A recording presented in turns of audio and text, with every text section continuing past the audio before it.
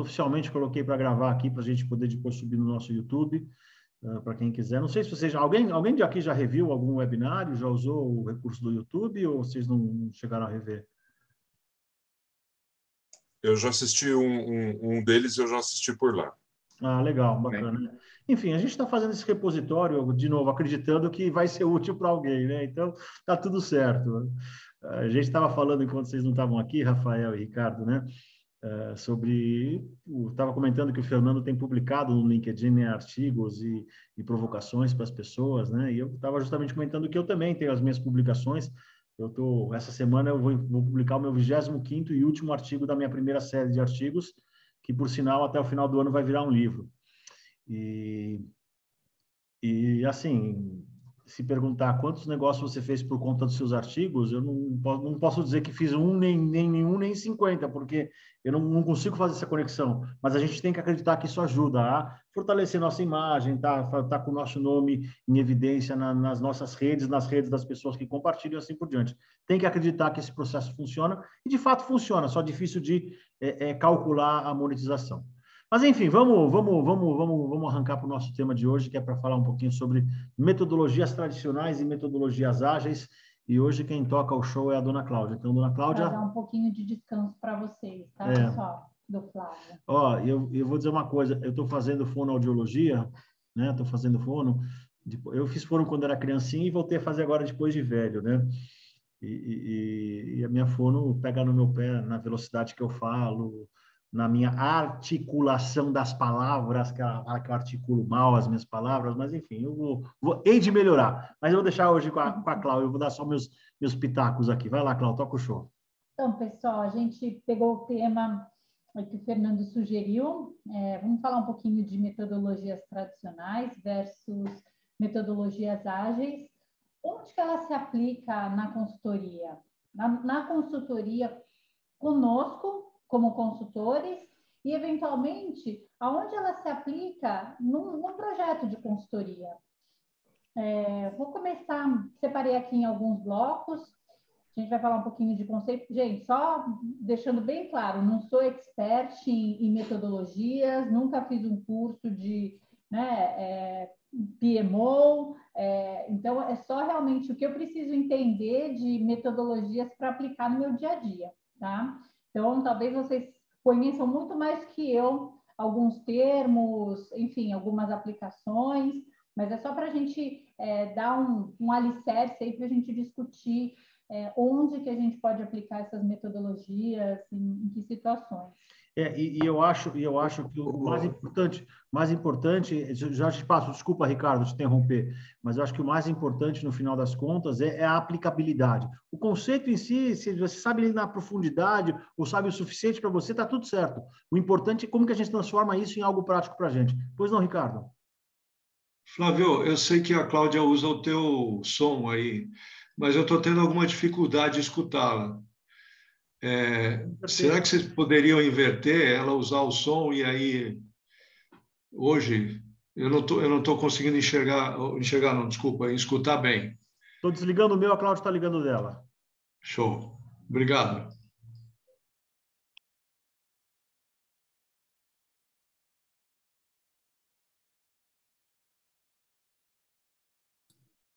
Melhorou, Ricardo?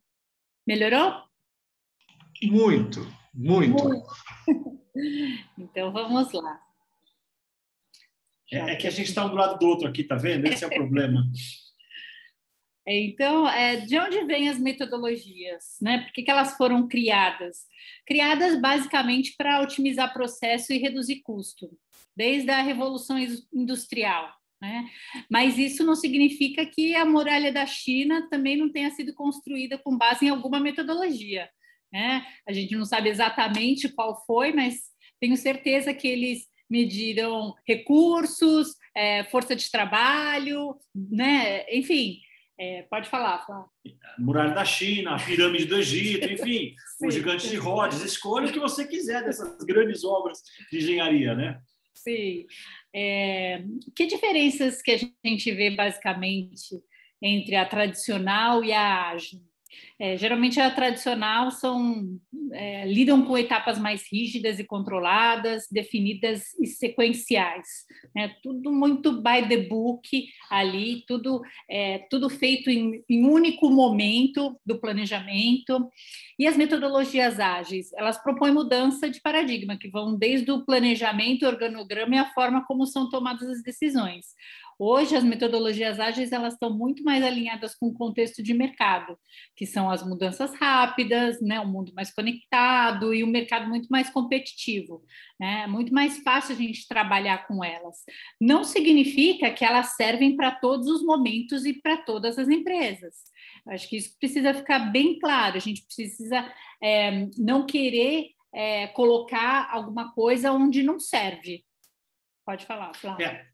E esse é um erro muito comum de nós consultores. Eu cometi várias vezes esse erro ao longo da minha vida, inclusive, justamente que eu aprendi uma ferramenta nova e eu queria aplicar essa ferramenta nova para tudo e para todos. E, às vezes, principalmente no começo, quando eu ainda tinha um pouco menos de experiência, eu acabei metendo os pés pelas mãos, de colocar uma metodologia nova que não se encaixava no contexto daquele cliente, naquela necessidade, ou até naquela cultura daquele cliente. Então, realmente é importante esse aviso da Cláudia, esse warning, preste atenção para não meter os pés pelas mãos.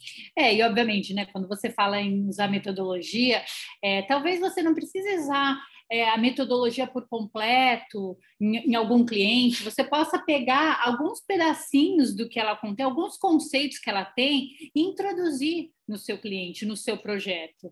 A metodologia ágil, ela tem muito inglês aí, né? Tem muitas... como fala? A semântica deles, né? Que eles usam, os nomes, são todos, a maioria em inglês. Precisa tomar até cuidado quando você vai numa empresa extremamente simples, você querer inserir esses conceitos e mudar. Às vezes você pode até implementar a metodologia, mas coloca com outro nome, né? Mas a gente precisa fazer uma boa leitura do nosso cliente para a gente realmente não parecer totalmente, né, destoante. E não só destoante, mas principalmente quando você está lidando com clientes, digamos assim, que não, por exemplo, não dominam o inglês, né? E em vez de você falar, vamos montar um squad, né? Vamos montar um esquadrão. Traduz mesmo, vamos montar um esquadrão. Até porque, senão, o cliente pode, de repente, refutar alguma coisa que poderia ser ótimo, porque falar, esse arrogante desse gordo careca aqui, vem falar um monte de termo que eu não entendo, só para me impressionar. Enfim, então, atenção a esse detalhe que pode, às vezes, atrapalhar. E aí a gente trouxe um pouquinho aí alguns exemplos de gestão. Qual é a diferença entre uma e outra? Quando a gente fala em orçamento, geralmente a metodologia tradicional ela tem um orçamento definido ao longo do prazo. Então, vamos trabalhar aí com, sei lá, 2 milhões aí de verba para fazer esse projeto. As metodologias ágeis, ela administra o custo do projeto a partir do desenvolvimento de cada etapa, identificando oportunidade para reduzir custo e fazer investimentos que possam trazer resultados mais perceptíveis. Então, não está, obviamente, elas têm o norte de quanto será, mas ela faz esse ajuste a partir do momento, a partir das entregas que ela tem. Então, se de repente uma próxima entrega pode trazer um resultado muito mais perceptível, mais relevante, poxa, será que não é legal a gente investir um pouquinho mais aqui? Elas vão fazendo esse ajuste conforme a coisa vai andando, porque surpresas acontecem no caminho. Eu acho que essa é a grande diferença quando a gente fala de gestão de projetos tradicional, realmente elas são um pouco mais engessadas nesse sentido. Né? Eu nunca fui gestor de projeto, quem já trabalhou com isso, já trabalhou muito próximo de um gestor de projeto, sabe como isso funciona. Né? Então, nas metodologias ágeis, a gente tem muito mais abertura para fazer esse tipo de ajuste. Em relação ao planejamento, o tradicional a estratégia é essencialmente documentada. O planejamento define toda a ordem do desenvolvimento do projeto. Antes de você começar a fazer o projeto, e me corrijam se eu estiver falando besteira, antes de você começar a pôr o projeto em prática, tem que estar todo desenhado. As ágeis, ela demanda planejamento, mas conforme as etapas se cumprem, a gente pode revisar esse orçamento e reformular tarefas. Então, é muito, de novo, é ágil. Uma coisa não saiu certo, a gente teve que mudar o rumo, mudou a trilha. Tá, então vamos ajustar rapidamente. Isso não é nenhum issue, né? De novo, né? Para alguns negócios funciona, para outros não. Eu tenho um cliente, por exemplo, que é uma construtora. Se você virar e falar, não vamos fazer o projeto inteiro não executivo, vamos fazer via metodologia ágil, esquece. Tem a menor chance, porque o processo de construção é um processo que ele precisa ser planejado desde o anteprojeto. Antes deles lançarem um empreendimento imobiliário, eles têm que saber quanto vai custar a obra. Não dá para deixar em aberto, a gente vai adaptando. Senão, a construtora pode quebrar. Então, de novo, tem muito cuidado para ver onde se aplica e onde não se aplica. A gente não está querendo dizer aqui que a metodologia ágil é a panaceia para tudo. Pode ajudar em muitos casos, mas em outros casos simplesmente não se aplica. Exatamente. Em relação às entregas, geralmente, quando a gente pensa em metodologia tradicional, a gente tem uma entrega final. A percepção, né, de conquista do resultado. E a melhoria é feita a partir dessa entrega final. Quando a gente fala em metodologias ágeis, a gente tem essa percepção por etapa. Então, elas são fracionadas, né? E, na maioria das vezes, em cada uma das etapas, elas conseguem entregar valor. Né? E a gente pensa, né? Vamos pensar na história da Nespresso. Talvez quando eles criaram a Nespresso, a ideia não era criar uma Nespresso no final das contas, era criar ali uma máquina de café, ou então uma maneira diferente de fazer café, que isso foi se traduzindo, se melhorando, né, até chegar à máquina que a gente tem aí como referência hoje. Interessante, pegando esse gancho da Clau, se vocês procurarem a história da Nespresso, só para ir um pouquinho mais a fundo, a Nestlé ficou sentada em cima do projeto Nespresso 10 anos. Porque eles morriam de medo que o projeto Nespresso matasse a galinha dos ovos de ouro deles, que se chama Nescafé. Até hoje, a galinha dos ovos de ouro da Nestlé chama-se Nescafé. Por quê? Porque o Nescafé traz a maior margem da Nestlé. Por quê? Porque aquele Nescafé, aquele café solúvel, né, instantâneo, ele tem uma fração de café e um monte de outras coisas que fazem aquele treco preto parecer café.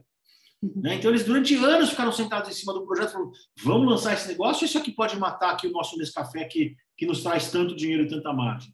Então, de fato, é uma curiosidade interessante de como a coisa aconteceu, porque aconteceu, não foi ultra planejado, né? Mas a Cláudia comentou agora um pouco, quando está falando agora aqui nas entregas, né?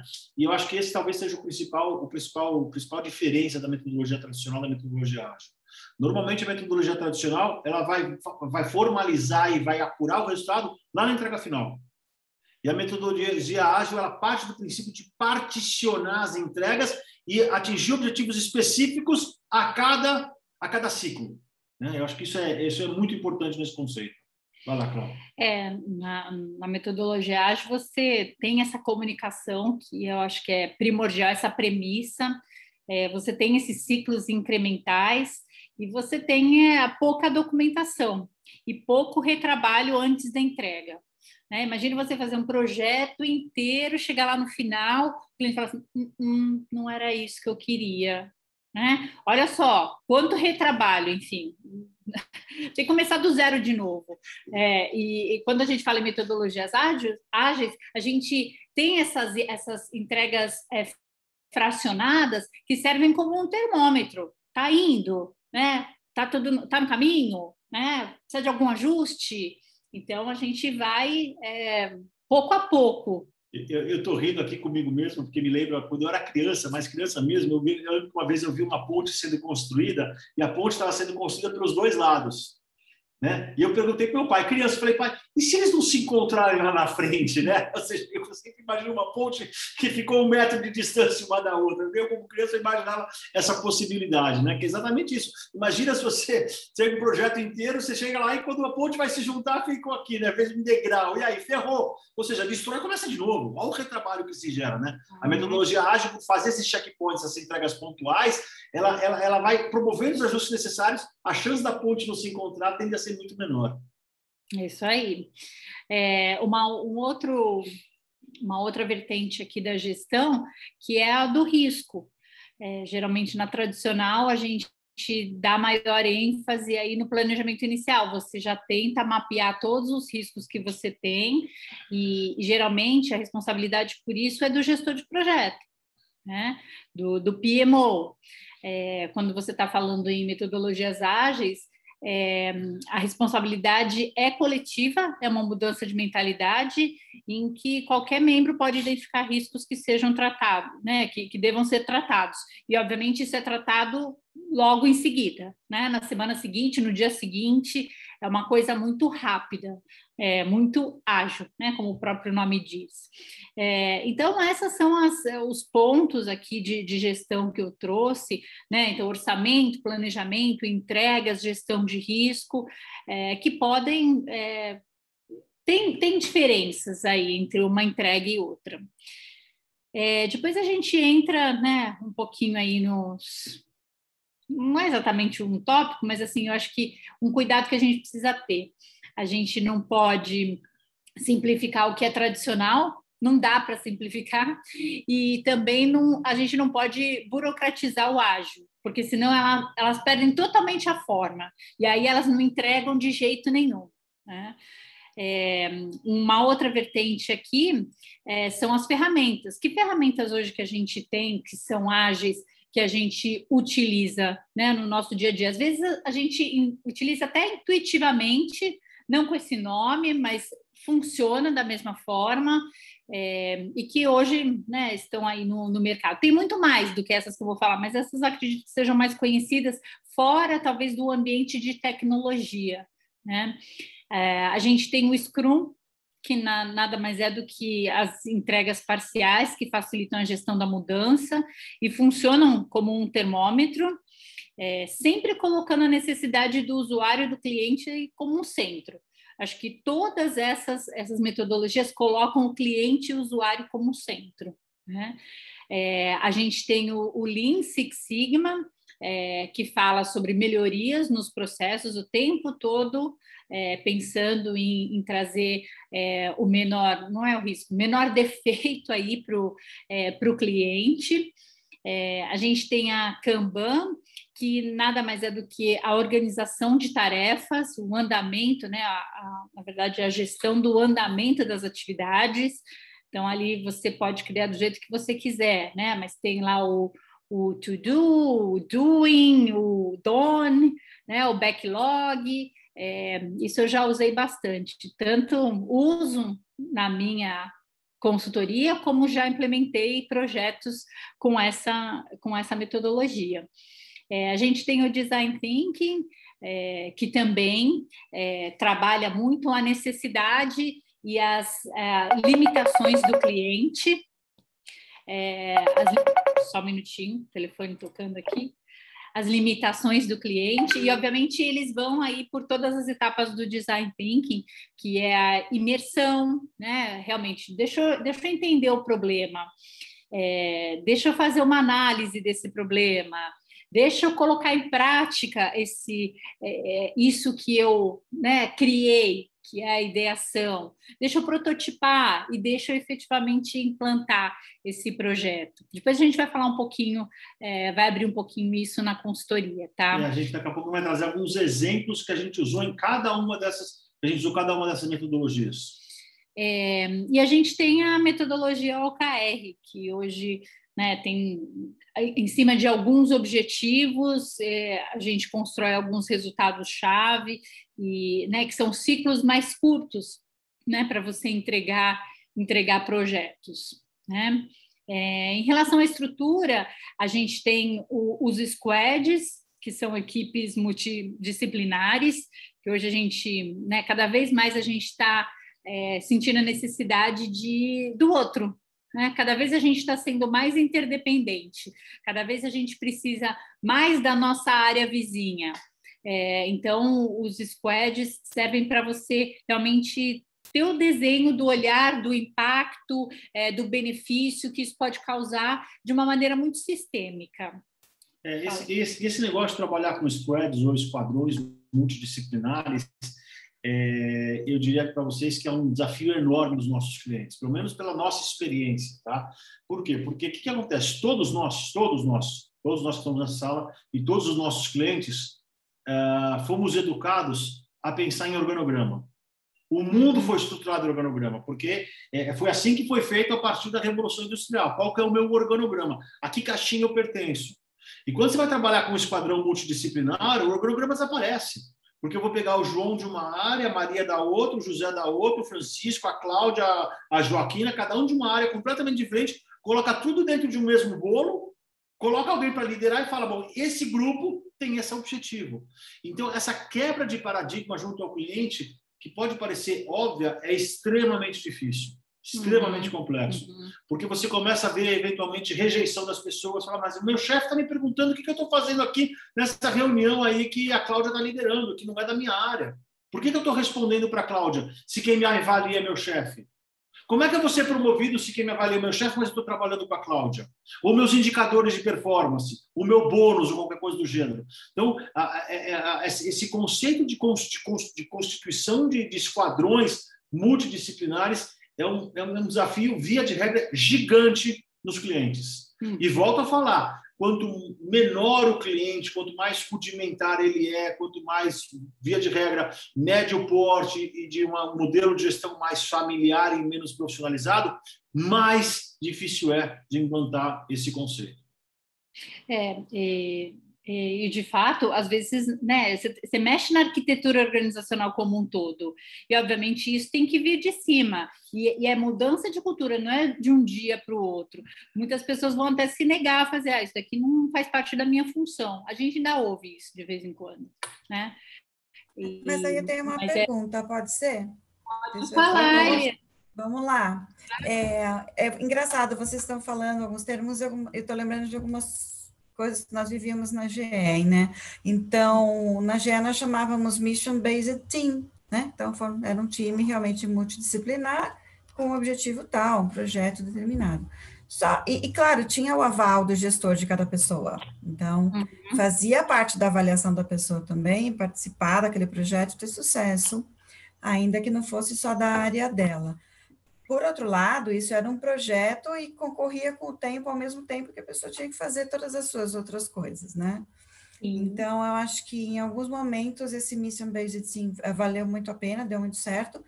Em outras vezes, acho que não conseguiu ser tão ágil assim por conta dessa disputa pelo tempo, ou pela disputa pelo tempo de outras áreas que não estavam relacionadas, né? Então, vamos lançar um produto, ou vamos lançar um treinamento, ou montar um treinamento, vamos montar um squad, vamos ter as nossas entregas diárias, mas, assim, esbarra o tempo todo na burocracia da empresa, né? Então, acho que essa foi a minha dificuldade lá do GA. Não sei se vocês têm algo a dizer sobre isso. Maluco, esse Mission Based Team teria que ser um full-time job, do jeito que vocês estão falando?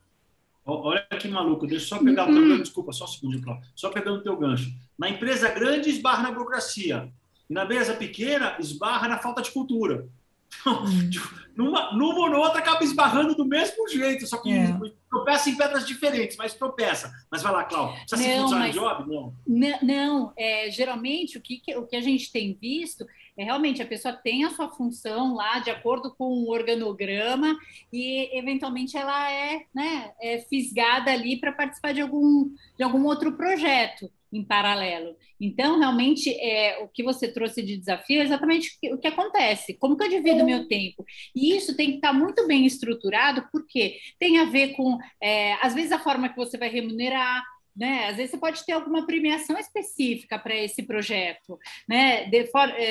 Envolve a maneira como a pessoa vai ser avaliada. Isso precisa tá muito conectado, porque senão realmente fica só um projeto e de repente você não ganha nenhum mérito, ganha exposição, obviamente, ganha aprendizado, mas assim, fica desatrelado da estrutura como um todo. Então, você tem que pensar em tudo isso. Pode falar. E trazendo isso para o nosso mundo da consultoria, tem a ver com um assunto que a gente falou 1 ou 2 webinários atrás, sobre a importância da gente ter o sponsor.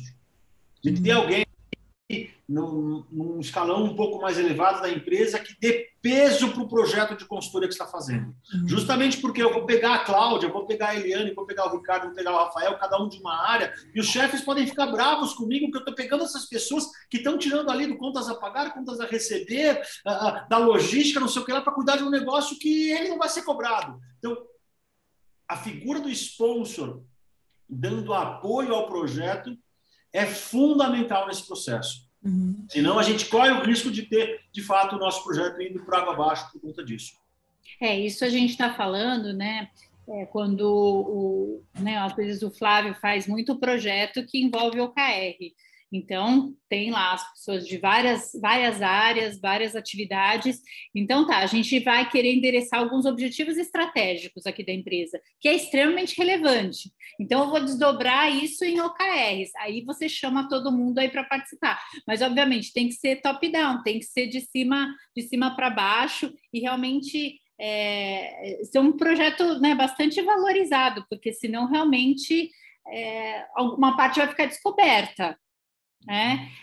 Lógico, vai envolver muito mais dedicação, talvez, das pessoas quando elas são envolvidas, mas isso também tem a ver e precisa ter a ver com reconhecimento. Então, de novo, quando a gente mexe na cultura, quando a gente mexe, essa pessoa precisa talvez ser avaliada por isso, ser reconhecida por isso, porque senão qual é o incentivo que ela vai ter para fazer os próximos? Só mais trabalho para ela? Né? Então, tem que ser bastante cuidadoso quando a gente implementa essa metodologia dentro das empresas. Exato. Imagina. Aí a gente tem também como parte da estrutura os sprints, né? Que são os tiros de curto prazo, né? Onde são definidos o início, meio e fim, onde que a gente está, onde a gente quer chegar. Então, de novo, nesses sprints a gente não precisa entregar o projeto inteiro, mas você precisa ter andado até certo ponto. Então, se não andou, tipo, o que te impediu de ter andado? Onde que eu te ajudo para, né, voltar a andar? Então, esses sprints servem como esses tiros aí, algumas etapas para a gente concluir o projeto. E esse ponto ele é fundamental, né? A questão dos sprints, porque no final das contas, um dos grandes princípios das metodologias ágeis é exatamente isso: é pegar um projeto de prazo um pouco mais longo e dividir em pequenas partes, né? Dividir em pequenos tiros curtos que tem começo, meio e fim. O que eu quero atingir ao final de uma semana? Tem sprints às vezes de 15 dias, ou sprints de 2, 3 meses, eventualmente, né? Mas o que eu quero atingir nesse pedaço para depois ir para o próximo. Então, isso é fundamental, essa história.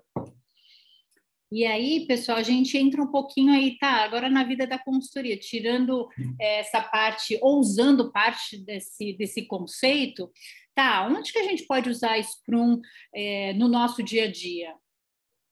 Aí posso deixar aberto aí para vocês darem, né, as opiniões de vocês, mas, enfim, a gente tem aqui alguns exemplos de onde a gente pode usar essa metodologia. Quando a gente faz um desenho de uma proposta, geralmente a gente está usando o Scrum. A gente está colocando lá, separando, essa parte é uma parte de, enfim, implementação, e essa parte, ou planejamento, e uma parte de execução. E aí a gente desdobra em algumas fases isso daí. A gente elenca entregáveis para cada uma dessas fases, né? O objetivo de cada uma dessas fases. Isso fica muito claro aí para o cliente quando ele pega a nossa proposta e enxerga isso. E, obviamente, quando você está implementando efetivamente, ok, esse projeto está na minha mão agora, você implementa dessa forma também, né? Por etapas, né? Fases, entregáveis, não necessariamente você vai precisar que todo entregável seja útil, né? Que é a maneira como eles colocam, que seja mínimo produto viável, né? MVP. Não necessariamente, né? Dentro dos projetos da consultoria, você vai conseguir ter esses MVPs, mas pelo menos você vai ter andado e você vai ter dado a sensação de está sendo realizado para o seu cliente. Né? Esse é uma das, né, um dos, onde a gente usa o Scrum, né, aqui dentro da consultoria. Alguém tem mais algum exemplo onde pode ser usado?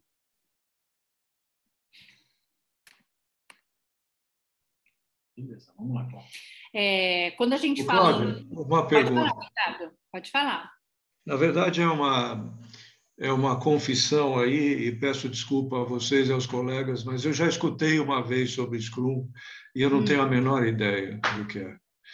Então, até é bom porque aí me cutuca a sair do meu lugar e buscar como fazer. Talvez eu conheça de uma outra forma, porque do jeito que você descreveu, eu já me vi fazendo outros trabalhos, mas eu não conheço a metodologia. Eu já uma vez um amigo mencionou isso, eu falei, um dia eu vou pesquisar. Né? Então, aí vem uma pergunta aí, boba talvez, mas assim, aonde eu poderia conseguir material para tentar entender como é que ela funciona? Olha, bom, hoje... A internet tem bastante coisa? Internet a gente acha de tudo que a gente precisa. Com certeza, a gente pode até conseguir alguns cursos gratuitos, seja no próprio LinkedIn ou próprio no Coursera. Talvez você encontre alguns cursos muito didáticos que falem um pouco sobre essa metodologia. Ok. O próprio YouTube vai te ajudar muito também, o próprio viu, Ricardo? YouTube. Hoje em dia, eu te garanto que se você entrar no YouTube e falar passo a passo, me ensine Scrum, você vai encontrar 1 bilhão de vídeos, desde vídeos curtinhos a vídeos eventualmente mais longos, que vão te ensinar e ir um pouco mais a fundo na metodologia. Vou falar de novo, né? Não sou expert, eu uso da maneira que ela me ajuda a realizar a minha atividade principal. Né? Quando a gente fala de Lean Six Sigma, também a gente está falando de uma metodologia de melhoria contínua. Né? Na verdade, ela foi criada, eu acho que para endereçar uma questão que a Motorola tinha. Ela tinha muito problema com os aparelhos eletrônicos dela. E aí essa metodologia foi criada lá nos anos 80, justamente para você diminuir a quantidade de defeitos nos produtos eletrônicos. Né? Então, quando a gente fala assim, eu uso o Lean Six Sigma na minha consultoria, sim, de uma forma muito simplista, a gente aplica uma metodologia no cliente, saindo daquele cliente, ou mesmo lá dentro, você faz uma reflexão sobre lições aprendidas. O que de repente deu certo, né? Que funcionou dessa metodologia nesse cliente? O que precisa melhorar? Então, a gente, de certa forma, né, de uma maneira simples, a gente está aplicando essa metodologia. Né? Para um próximo cliente, para uma próxima entrega, você está com a sua metodologia mais redonda ainda.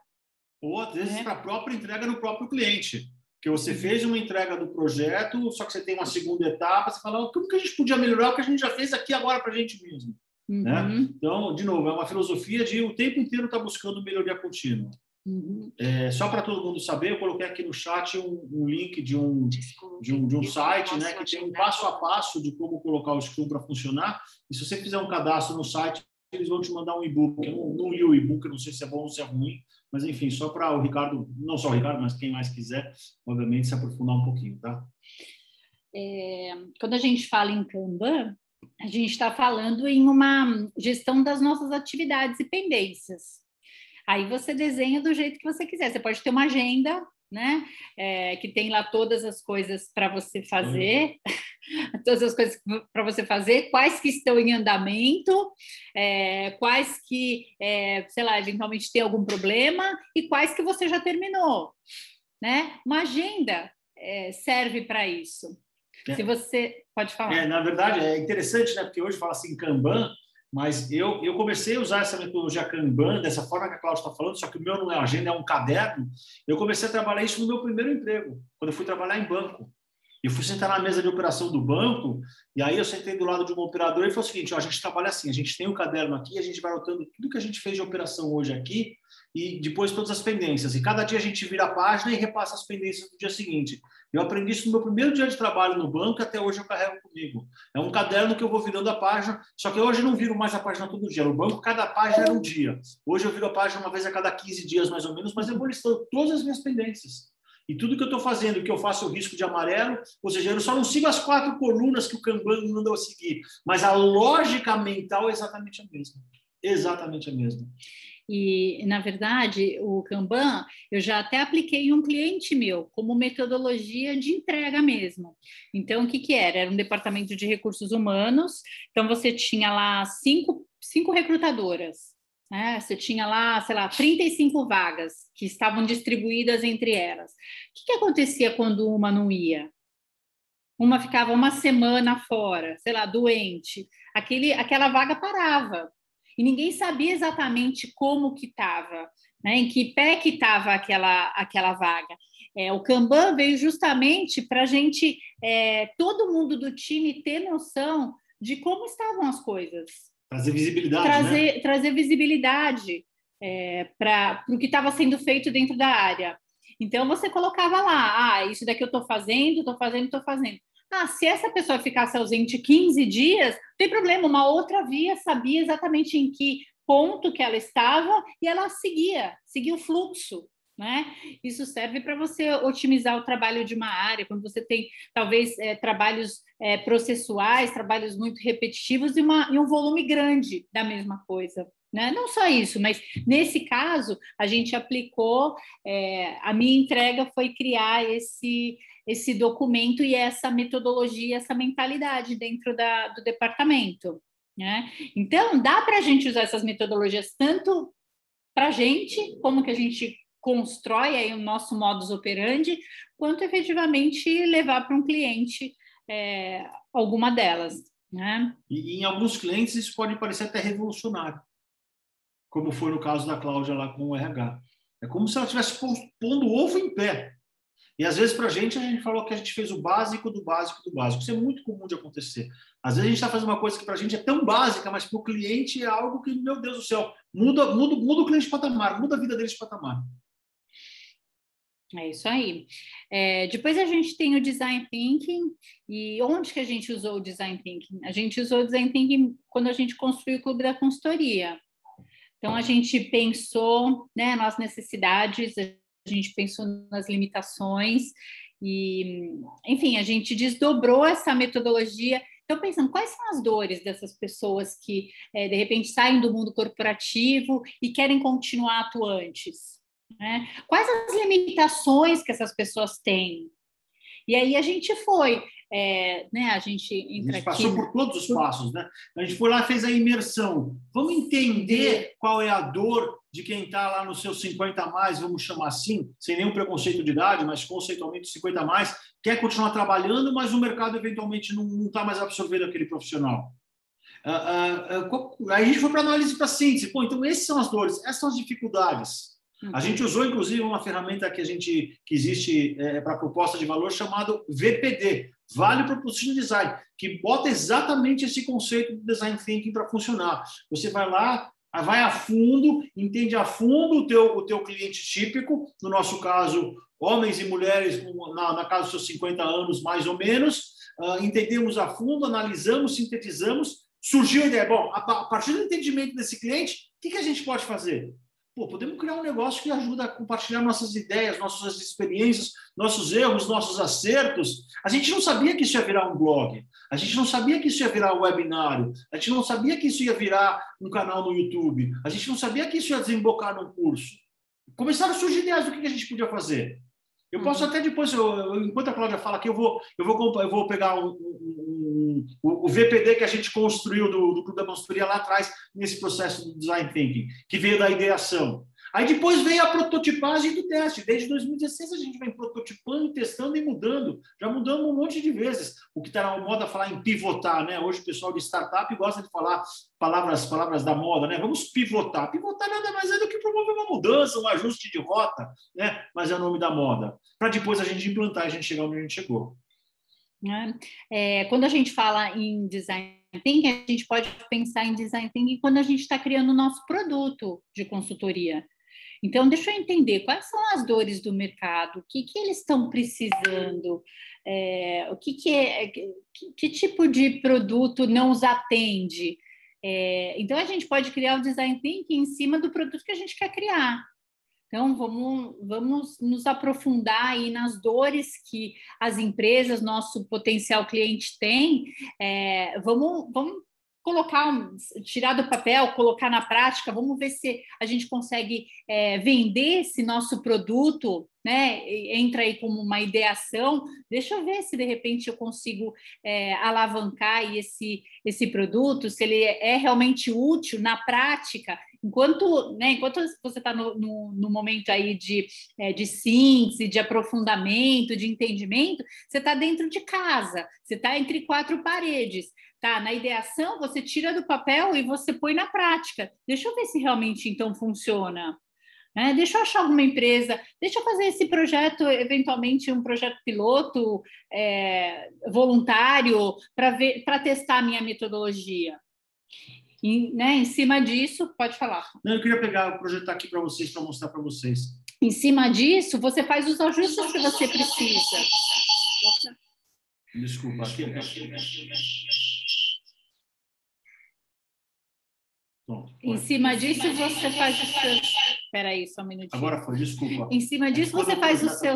Quando projeta a tela, ele solta o microfone. Perdão, gente. Em cima disso, você faz os ajustes necessários para, efetivamente, você lançar o seu produto no mercado. Então, olha só, esse aqui é o VPD que a Cláudia e eu rodamos em 2015, se não falha a memória. Ou seja, 2015 para 2021 tem 6 anos que a gente rodou. Então, a gente começou, baseado no Design Thinking. De novo, homens e mulheres mais ou menos na casa dos seus 50 anos que não conseguem arrumar emprego, que o mercado não tem mais absorvendo, mas querem continuar se sentindo úteis. Identificamos quais são as tarefas que essas pessoas têm que desenvolver, quais são as dores que elas sentem quando desenvolvem essas tarefas, quais são os ganhos que eles querem ter. Depois que a gente entendeu esse, entre aspas, o nosso cliente típico, aí sim a gente falou, o que a gente pode oferecer de produto ou serviço que vão tirar dores e que vão gerar ganhos. Então, olha só que interessante, produtos ou serviços que a gente pensou naquela época, em 2015. A gente podia oferecer um espaço virtual e físico. A gente pensava em montar um coworking para consultores independentes, por exemplo. Podíamos montar um portal de relacionamento, podíamos fazer coaching e mentoring, podíamos gerar oportunidades, podíamos fazer curso de formação de consultores, podíamos apoiar no suporte administrativo, a gente podia dar ferramenta de apoio com templates e layouts. Depois que a gente fez todo esse brainstorming, a gente veio para o que a metodologia preconiza, que a gente vai lá e faz o que a gente chama de encaixe. Ou seja, de tudo aquilo que a gente fez de brainstorming, lá em 2015 a gente falou, bom, o que a gente vai de fato entregar? Nós vamos gerar esses ganhos, tirar essas 4 dores através desses 4 características de produto que a gente ia oferecer. Então, reparem que se vocês olharem para o que a Cláudia acabou de explicar da metodologia Design Thinking e o que a gente fez aqui com o VPD, que é uma ferramenta de aplicação do Design Thinking, passou exatamente pelas 5 etapas do Design Thinking. Ou seja, imersão, fui a fundo, analisei, fiz síntese, gerei uma ideia, prototipamos e implementamos. Então, o Clube da Consultoria é um histórico perfeito de utilização do Design Thinking. Não falando do Clube da Consultoria, mas eu uso Design Thinking com clientes assim para todas as áreas que eu atuo, seja em estratégia, governança, marketing e vendas, é muito comum de usar. Até porque você acaba usando também muitos elementos visuais, o que hoje em dia é muito bacana para as pessoas, né? Pode falar. E acho que também é comum as empresas chamarem o cliente para prototipar junto, né? Não é só você pensando sozinho como consultoria, como profissional, mas chamar o cliente para desenhar junto uma experiência. Exatamente. E quando a gente fez, na verdade, a gente fez um projeto piloto, a gente chamou. A gente tinha 3 consultores que, na verdade, querendo, né, se profissionalizar aí nesse formato, e durante 3 meses, todos os sábados, a gente desenhou todas as metodologias, todos os passos com eles. Do nosso curso, né? Do nosso curso. Esse curso que a gente fala toda vez que a gente faz reunião com vocês, a gente fala, tem um curso aqui, 86 aulas, blá, blá, blá. A gente prototipou ele e testou com essas 3 pessoas. Só que, em vez da gente fazer ele gravado, como a gente disponibiliza hoje, a gente fez em viva voz. Eles vinham na nossa casa todo sábado, era todo sábado à tarde que a gente fazia, né? De manhã. Todo sábado à tarde. À tarde, era todo sábado das 2 da tarde até umas 5 da tarde, e a gente passou por módulo no curso, testando, validando, pondo metodologias para funcionar, perguntando se funcionava para eles, e eles foram construindo a empresa de consultoria deles através dessa prototipação desse teste. Fizemos muitos ajustes, foi fantástico, né, Cláudia? E um último aqui seria do OKR, que a gente já mencionou lá em cima, mas que a gente, né, acho que agora mais ainda, a gente precisa de tiros mais curtos aí para entregar projetos. Não dá para a gente demorar um ano para fazer a coisa acontecer. Então, a gente desdobra esses objetivos estratégicos, né, em um planejamento e faz esses sprints aí de 90 a 120 dias para realmente a gente ter alguma coisa palpável, concreta e em mãos. Né? E de novo, né, isso é fundamental. O OKR ele parte do princípio da metodologia ágil, ou seja, eu pego um objetivo estratégico que vai levar eventualmente 2 anos para ser atingido, divido ele em sprints de 90 ou 120 dias, defino o que eu quero atingir em 120 dias. Esquece o daqui a 2 anos. O que eu quero atingir em 120 dias que vai me levar lá nos 2 anos. Defino qual que é a minha equipe, qual que é o meu squad, defino quais são os KRs ou Key Results, como que eu vou mensurar se eu atingir aquilo ali ou não, e depois eu desdobro em plano de ação. Então, o OKR também cai feito uma luva. Para planejamento estratégico, hoje eu só uso o OKR. Eu não faço mais plano de ação. Há alguns anos atrás, antes da pandemia, eu fazia um plano de ação que projetava a ação que eu ia fazer daqui a 9 meses. Hoje, com as mudanças que estão acontecendo com a velocidade da mudança, não faz nenhum sentido projetar 9 meses. Vamos pegar a pandemia. A gente está falando em reabrir. Quando você olha para a China, quando você olha para a Inglaterra, você olha para Israel, eles estão fechando.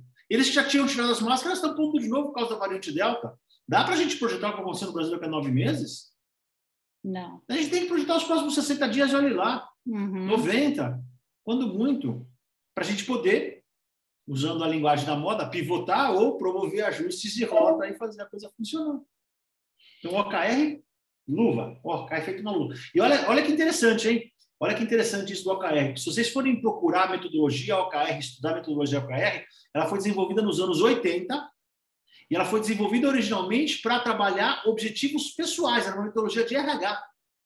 Eu, como superior da Cláudia, juntos íamos definir quais eram os objetivos e resultados chaves que eu queria que a Cláudia atingisse nos próximos 90 dias. E que ações que ela ia tomar e que regra que eu ia usar para mensurar se a Cláudia tinha atingido ou não os objetivos dela. Ou seja, era uma metodologia de gestão de pessoas. Que hoje a gente eu pelo menos uso para planejamento estratégico. Hoje a gente vive mesclando todas essas metodologias. De marketing vai para RH, de RH vai para marketing, enfim. E por aí vai. Então, pessoal, acho que esses eram os pontos aí que a gente, né, enfim, conseguiu trazer para mostrar um pouco das diferenças. Eu acho que, como o Flávio falou, em alguns momentos vai ter que ser a tradicional mesmo, alguns momentos vai ter que ser ágil, não tem outro caminho. É importante a gente saber a diferença né, das duas e ter o discernimento para aplicar uma ou outra dependendo da situação, dependendo do seu cliente, dependendo da cultura.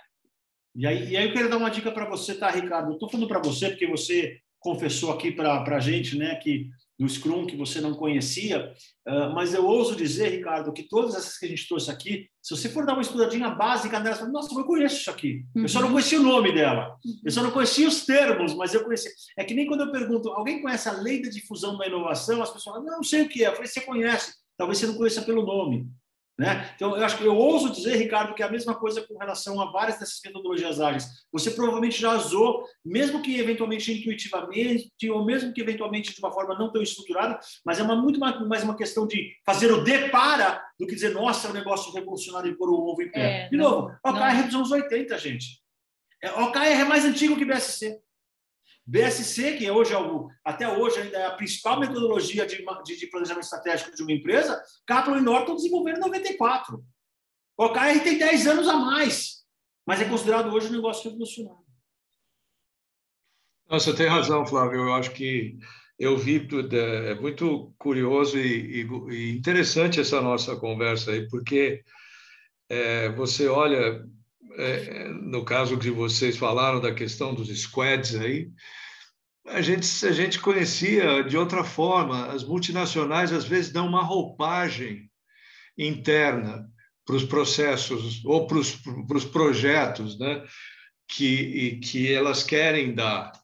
E aí você acaba fazendo a coisa e é como você falou, você não sabe que ela tem outro nome, é só isso. Mas, por exemplo, quando você falou dos sprints, eu falei assim, eu trabalhei já com PMO, eu fui sponsor, eu tive champion lá no projeto, a gente tinha metodologia de projeto, tinha lá uma tarefa era definir os quick wins, né? Que talvez seja alguma coisa similar ao que esses sprints. E eu lembro que num projeto com o pessoal de fora, eu escutava muito o cara falar, você precisa definir os seus lower hanging fruits, né? Que na verdade, é o que a gente quer dentro de um projeto, às vezes. A gente quer pegar aquilo que a gente consegue tirar já de resultado, com o mínimo esforço, e que já mostre que você já está fazendo alguma coisa, do que esperar chegar só no final do projeto, né? Mas é bem curioso isso aí. Eu já trabalhei com estrutura matricial, formar grupos, estrutura matricial com diferentes áreas, né? E eu conheço dessa forma. Pelo que vocês falaram, eu traduzi para mim como essa metodologia do Squad, que é, na verdade, a estrutura matricial que trabalhava algumas indústrias aí. Perfeito. A dica que eu queria deixar para você, Ricardo, a respeito disso é o seguinte: se você conseguir fazer o depara e adaptar a tua linguagem, você, perante o teu cliente, vai parecer, entre aspas, mais moderno. Tá? Eu não estou te chamando de ultrapassado, não, por favor, não me entenda mal. Mas assim, eu adotei a palavra pivotar. Por que eu adotei a palavra pivotar? Que para mim é tão velho quanto andar para trás ou andar para frente. É ajustar a rota. Mas hoje o cliente adora ouvir a palavra pivotar. Então, já que o cliente adora ouvir a palavra pivotar, eu adotei a palavra pivotar. A mesma coisa vale para muitas dessas metodologias. Então, ao estudar um pouquinho elas, você vai descobrir o depara. E a minha recomendação é adote essas palavras modernas dessas metodologias, porque pega bem para o cliente. A gente fala, nossa, esse Ricardo é antenado. Nossa, esse Ricardo está atualizado com o que tem de mais moderno, que é um negócio que você usou há 30 anos atrás, eventualmente. Nossa, mas o Ricardo está atualizado com o que tem de mais moderno em gestão de projeto para tocar um projeto de consultoria. Na verdade, você só adequar a linguagem. Outra para ilustrar, Fastworks também. A gente tinha o tal do Fastworks, que nada mais é que uma mistura de Design Thinking com o OKR e com o Scrum, porque você desenhava uma proposta do zero para um cliente, eventualmente convidando para ter os inputs do cliente, você entregava em fases com pilotos e ajustes, como com o Scrum, e com esses ciclos curtos aqui. Então, gente... Você tinha falado, né? Os squads eram mission alguma coisa, né? Vocês lembram da lei do Lavoisier? Na natureza nada se cria, né? Exato. Mais ou menos, a gente continua com o Lavoisier brilhando, entendeu? Eu acho que é isso, né? Na verdade, a gente já utilizou intuitivamente com outro nome, num outro formato, né? A Eliane pegou 3 e colocou numa só. Então, eu acho que essa é a ideia, saber exatamente, entender o problema do cliente, desdobrar isso em uma metodologia que faça sentido, seja ela a mais rígida, a mais tradicional ou uma mais ágil. Então, eu acho que esse discernimento que eu acho que vai fazer diferença aí. Legal. Mais alguma coisa, pessoal? A gente precisa ver qual é o próximo tema, você precisa procurar o próximo tema, vai procurando aí, que essa é a sua função. Mais alguma coisa, turma? Olha mais só, algum compartilhamento? Na semana que vem, nós vamos ter o último tema dessa quinta temporada, né, Cláudia? É quinta. Da quinta temporada, meu Deus do céu, já estou perdido. Estou que nem Lost, sabe o seriado Lost, né? Tem uma temporada. Eu estou perdido que nem Lost, não me acho. Bom, na semana que vem a gente tem o último tema da nossa quinta temporada. E a Cláudia e eu, a gente começou hoje a bater cabeça para a gente pensar quais são os temas da sexta temporada. Então, eu queria convidar vocês a pensarem também, se alguém tiver alguma sugestão, alguma ideia, olha, pô, vamos falar de tal coisa. Flávio, Cláudia, traz tal assunto para a gente debater aqui. Nós estamos absolutamente abertos a sugestões, tá, pessoal? Porque se vocês tiverem algum tema que vocês acham legal, traz para a gente, que a gente, se a gente for capaz, né, se a gente tiver condição de falar sobre ele, com o maior prazer a gente fala, tá, pessoal? Estamos abertos a contribuições. Se ninguém trouxer contribuição, a gente vai tirar da nossa cabeça maluca. Beleza. Cláudio, qual que é o próximo tema? Eu tô tentando achar. Está apanhando da tecnologia, né? Muitas mensagens aqui. Espera aí, eu vou olhar aqui no Zoom, que eu já tenho o link criado. Muitas mensagens aqui. Deixa eu abrir o Zoom aqui. Eliana, seja muito bem-vinda nas próximas. Muito bem-vinda. Obrigada. Sim, vou ficar atenta. Nossa, eu vi por acaso hoje no LinkedIn. E aí me inscrevi. Quase que não dava tempo de participar. Até peço desculpas que eu não estou usando o vídeo, porque eu entrei meio de sopetão, mas eu queria atender. Mas você, agora que você fez a inscrição, você entrou na nossa base, você vai começar a receber um e-mail te convidando para as próximas, tá, Eliane? Fica tranquila, tá? Tá ótimo, obrigada. Se você está no nosso grupo do Telegram, Eliane? Não. Então, Cláudio, manda para o link do grupo do Telegram, mandar. Por favor, você que tem contato com a Eliane. Nós temos um grupo no Telegram que também a gente coloca lá informações, notícias e também convites para os nossos webinários, tá? Mas eu já achei aqui o próximo. O próximo chama-se Vendi o Projeto. E agora, o que fazer? Quais os primeiros, segundos, terceiros passos que a gente dá? Eu costumo dizer, né, alguns de vocês já devem ter ouvido essa minha frase, né, que o perigo de declarar guerra ao russo, ao americano, é ele topar fazer guerra com você, né? Porque ligar lá para o Biden e falar, Biden, você é um FDP, põe seus tanques na rua, declarar guerra é fácil. O problema é quando o Biden fala, tá bom, eu ponho os meus, você põe os seus. É mais ou menos a mesma coisa. Você foi lá no cliente, sei lá, de uma forma, com toda a tua habilidade, foi lá e vendeu. Só que aí você tem que entregar. E aí? Porque já aconteceu comigo diversas vezes com a Cláudia, eu imagino que vocês já aconteceu. Se não aconteceu, vai acontecer. Vocês venderem e não terem ideia de por onde começar. Meu Deus vocês do céu. Sabem tudo. Na verdade, vocês sabem tudo que mas, meu Deus precisa. Do céu, mas o que seria mais adequado? Enfim, esse é o nosso tema da semana que vem, gente. É um tema que vai ser bem divertido, tá? Então, muito bom. Mais alguma coisa, turma? Não, é isso aí. Valeu. Obrigado. Muito obrigada. Obrigada, Eliane. Eu te passo o link vocês. aqui, tá bom? Tá joia. Obrigada, Flávio. Bom ter você por perto. Tchau, pessoal. Tá bem, tchau.